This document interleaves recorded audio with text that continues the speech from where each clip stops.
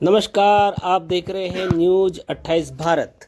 लक्ष्मीनगर मुजफ्फरनगर में रविवार 1 दिसंबर को अखिल भारत हिंदू महासभा का युवा कार्यकर्ता सम्मेलन गांधी वाटिका गांधी कॉलोनी बैंक्वेट हॉल में संपन्न हुआ, जिसमें मुख्य अतिथि के रूप में अखिल भारत हिंदू महासभा की राष्ट्रीय उच्च अधिकारी समिति के राष्ट्रीय अध्यक्ष आचार्य मदन, भाजपा नेता अशोक बाटला, मुकेश त्यागी, हिंदू महासभा प्रदेश अध्यक्ष अरुण चौधरी एवं राष्ट्रीय कार्यकारिणी अध्यक्ष योगेंद्र वर्मा उपस्थित रहे। कार्यकर्ता सम्मेलन में सर्वसम्मति से डॉक्टर कपिल कश्यप को युवा प्रदेश अध्यक्ष नियुक्त किया गया। इसके अलावा शुभम जोशी को छात्र संघ जिला अध्यक्ष मुजफ्फरनगर एवं पुलकित गोयल को नगर अध्यक्ष युवा मुजफ्फरनगर घोषित किया गया। इसके अलावा 2 दर्जन से अधिक हिंदू वीरों ने हिंदू महासभा की सदस्यता ग्रहण की।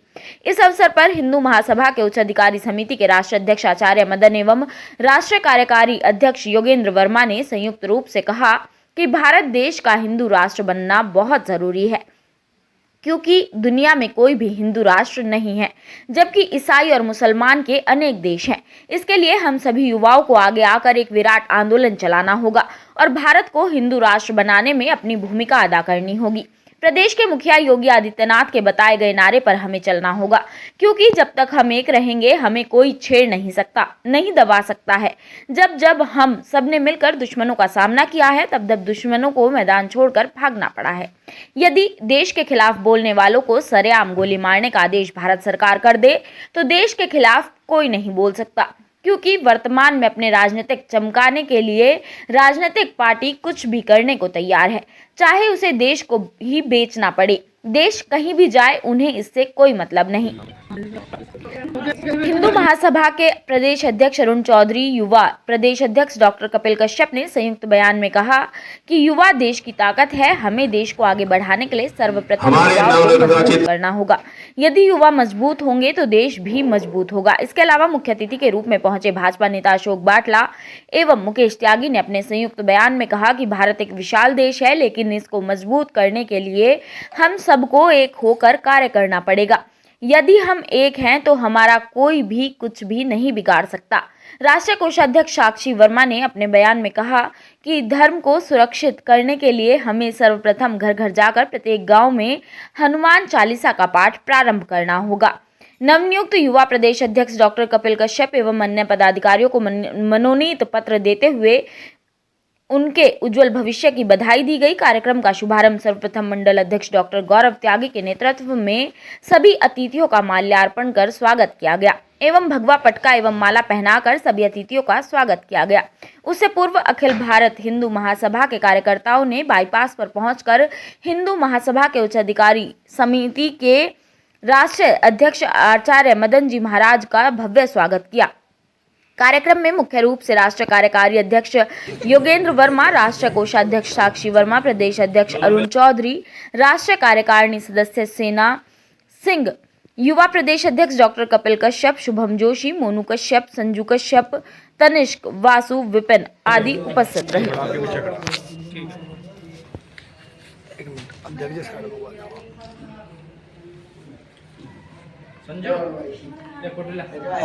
आपके पीछे वो काय प्रमाण पत्र जग जाग के देखो संजू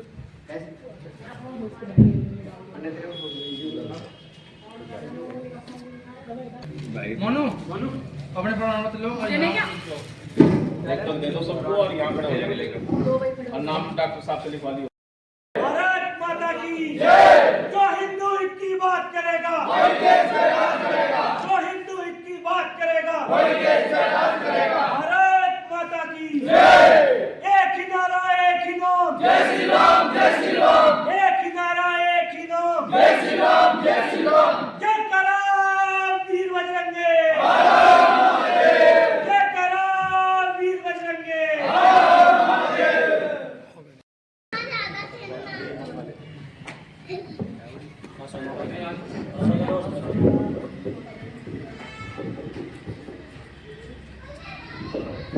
सभी जोरदार नारे लगाएं। जयकारा वीर बजरंगे, जयकारा वीर बजरंगे। हिंदू सदा प्रचंड हो, हिंदू सदा प्रचंड हो। जात पात का बंधन तोड़ो,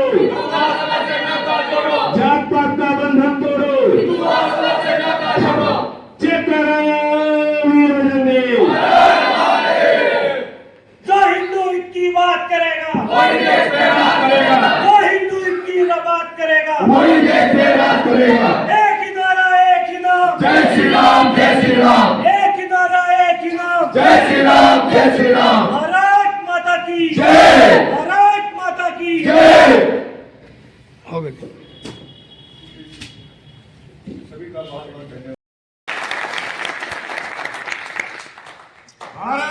माता की जय। भारत माता की जय। वंदे मातरम। वंदे मातरम। सबसे पहले तो मैं इस सभा के राष्ट्रीय अध्यक्ष वर्मा जी को धन्यवाद देना चाहूंगा, जिन्होंने मुझे यहाँ पर आने का आमंत्रण दिया, बोलने का मौका दिया। बहुत बहुत धन्यवाद। साथ में साक्षी जी का भी धन्यवाद करूंगा, जो इतना सम्मान करती हैं। और इस कार्यकर्ता सम्मेलन में आए हुए सभी नवनियुक्त पदाधिकारियों का मैं स्वागत करता हूं, अभिनंदन करता हूं और सभी को बधाई देता हूं जो लोग नए पदाधिकारी बने हैं। और ये जो पद मिलता है ना, ये कोई आसान चीज नहीं है, ये कांटों भरा ताज है। आप अगर पद लेके बैठ जाएंगे तो ये उचित नहीं है। अगर आपने पद लिया है तो पद के साथ न्याय करेंगे, ये आप सोच के चलें। मेरे मुझसे पूर्व स्वामी जी ने बहुत अच्छी अच्छी बातें कही, राजधर्म के बारे में, हिंदुत्व के बारे में कही है। तो मेरा तो सिर्फ 2-3 बातें आपसे कहने का है, मकसद कहने का, कि आप लोग अगर हिंदू महासभा में जुड़े हैं तो आप अपना कर्तव्य समझें कि आपने हिंदुत्व के लिए काम करना। आपकी आवश्यकता है, आपके किसी हिंदू भाई को आपकी आवश्यकता है, आपका पहुंचना वहां पर अनिवार्य हो जाता है। परेशानी कहां आती है,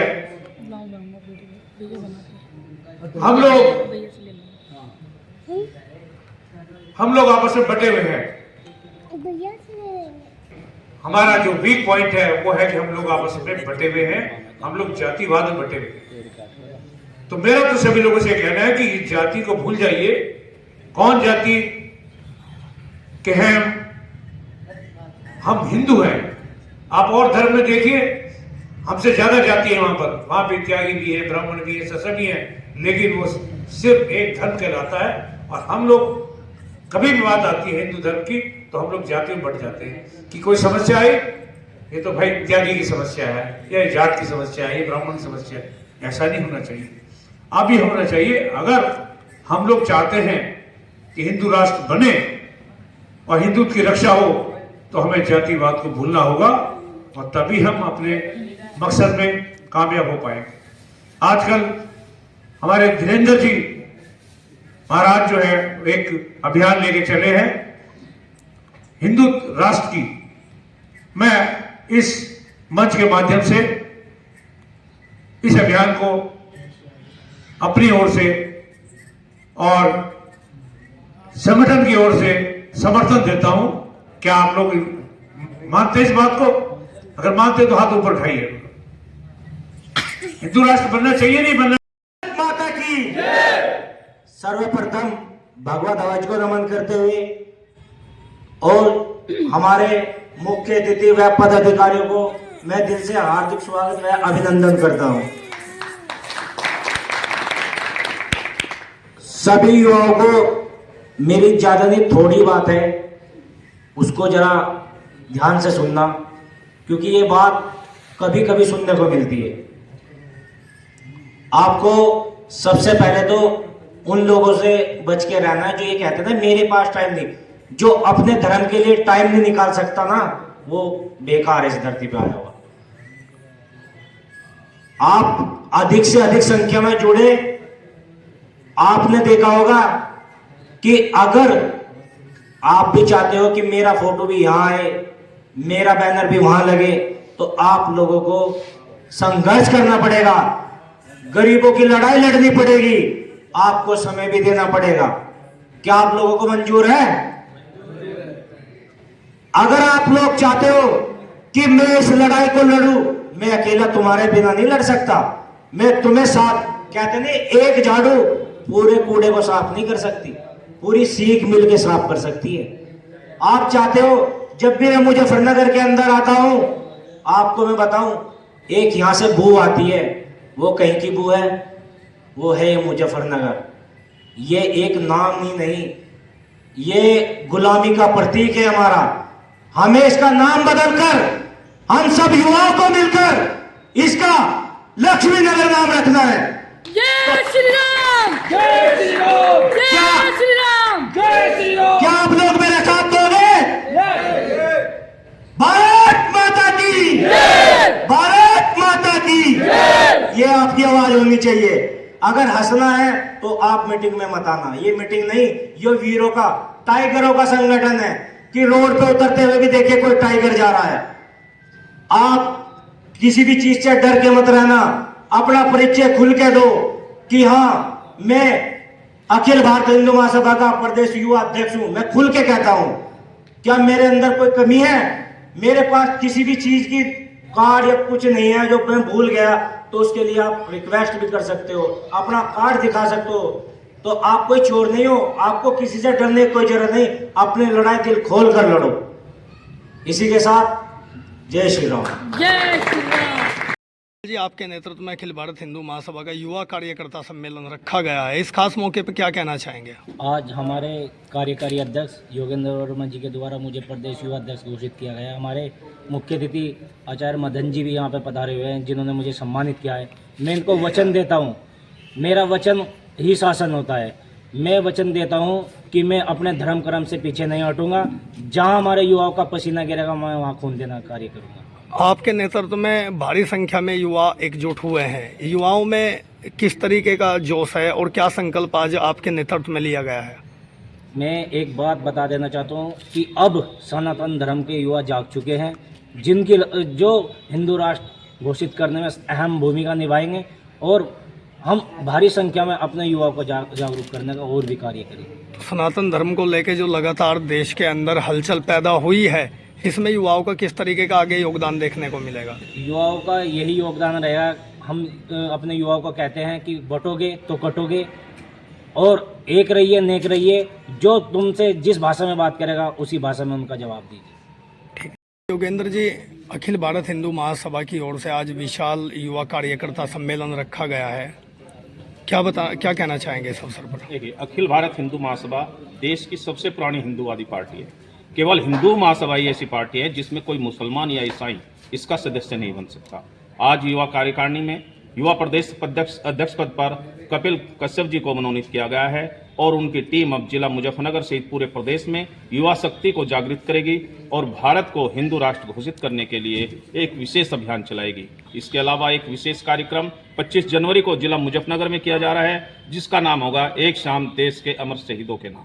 तो इस अवसर पर युवाओं को किस तरीके का संकल्प दिलाया गया है? देखिए, युवा आने वाले भारत का भविष्य है। उनके हाथ में ही भारत को हिंदू राष्ट्र बनाने का रास्ता है।